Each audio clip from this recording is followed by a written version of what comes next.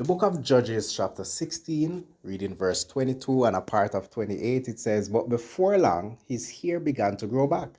Then Samson prayed to the Lord, 'Sovereign Lord, remember me again. Oh God, please strengthen me just one more time.'" And the rhema for today is, Lord, one more time.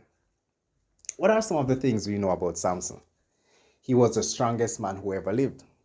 His strength came from the covenant God made with him, which was evident in his 7 locks in his hair. He ripped the jaw of a lion open. He killed 1,000 men with the jawbone of a donkey. He catches 300 foxes, tied their tails, set them ablaze, and burned down the field of the Philistines. He was with Delilah, who shaved his head. After which, he lost his strength, and the enemy gouged out his eyes, bound him in bronze chain, and sentenced him to hard labor.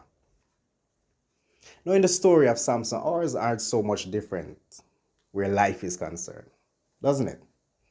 We can remember days when we were at the peak of our glory and success, when we were high and triumphant. But the enemy somehow manages to shave off your strength through his deception, so to speak.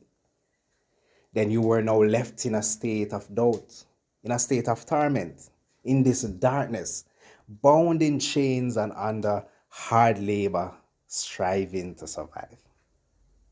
Little did the enemy know that while they were there celebrating the downfall of Samson, celebrating your downfall, your hair was growing back.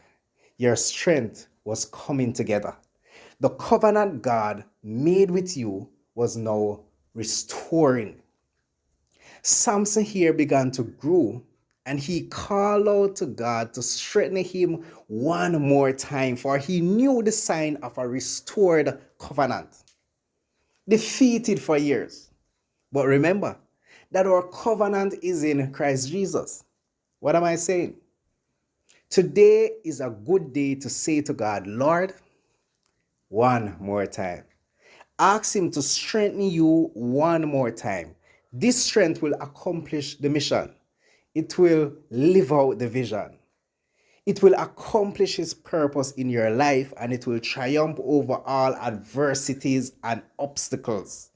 It is the strength of restoration. Come on. Now is your time to pray to the Lord and say, Lord, strengthen your servant one more time.